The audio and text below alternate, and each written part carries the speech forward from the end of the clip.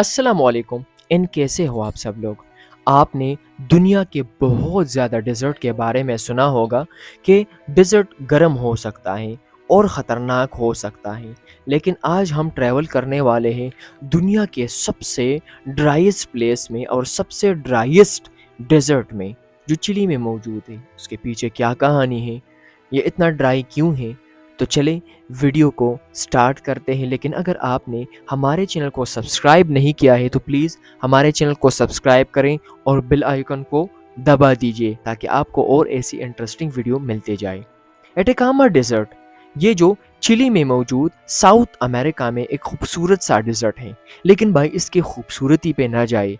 आपको पता है 1570 से लेकर 1971 तक यहाँ पे कोई ऐसी खारिश बारिश नहीं हुई है। मतलब आप कह सकते हैं कि यहाँ पे तकरीबन 500 सालों से कोई ऐसी परफेक्ट बारिश नहीं हुई है कि जिससे ये पूरा डेजर्ट अच्छा हो जाए, ग्रीन हो जाए, यहाँ पे कुछ लश ग्रीन कुछ ना कुछ उगाया जा सके। लेकिन 500 साल ये बहुत बड़ा टाइम है।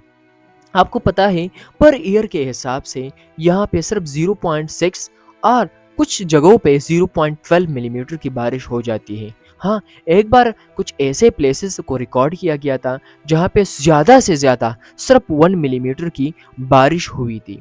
आपको पता है ये 1600 kilometre stripe west of Andes mountains में मौजूद एक साइट पे डेजर्ट है, जो अगर मैं बात करूँ इसकी पूरे एरिया की तो तकरीबन 1,05,000 किलोमीटर स्क्वायर पे मौजूद ये दुनिया का सबसे ड्राइएस्ट प्लेस भी है और दुनिया का सबसे फोगी डेजर्ट भी है, जिसपे फोग भी बहुत ज़्यादा होता है सर्दियों में।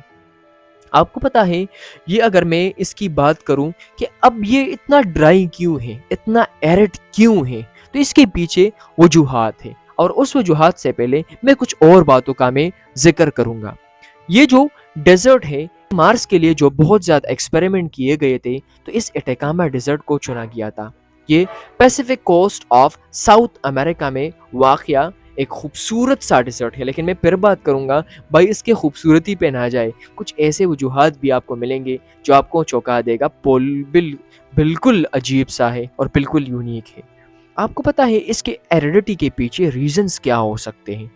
Number first reason, temperature inversion caused by cool north flowing Humboldt Ocean current and strong Pacific anticyclone।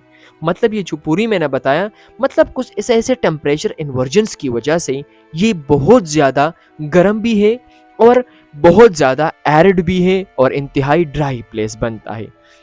और दूसरा रीज़न, क्योंकि ये डिज़र्ट जो है दरमियान में वाक़या है और इसके दोनों अतराफ में आपको माउंटेन्स मिलेंगे, एंडस रेंज और दूसरी जगह आपको चिलियन कोस्ट रेंज मिलेगा।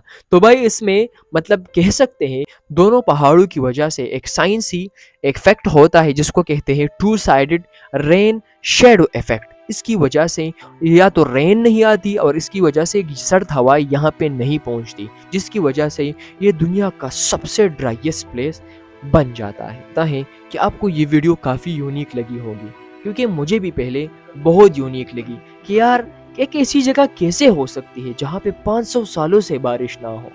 यार एक ऐसी जगह कैसे हो सकता है जिसमें टेम्परेचर इन्वर्जन की वजह से टेम्परेचर इंतहाई बढ़ जाए, जिसमें टेम्परेचर 50 डिग्री, 60 डिग्री और 70 डिग्री तक पहुंच जाए। तो भाई मेरे ख्याल में आपको वीडियो काफ़ी इंटरेस्टिंग लगी होगी।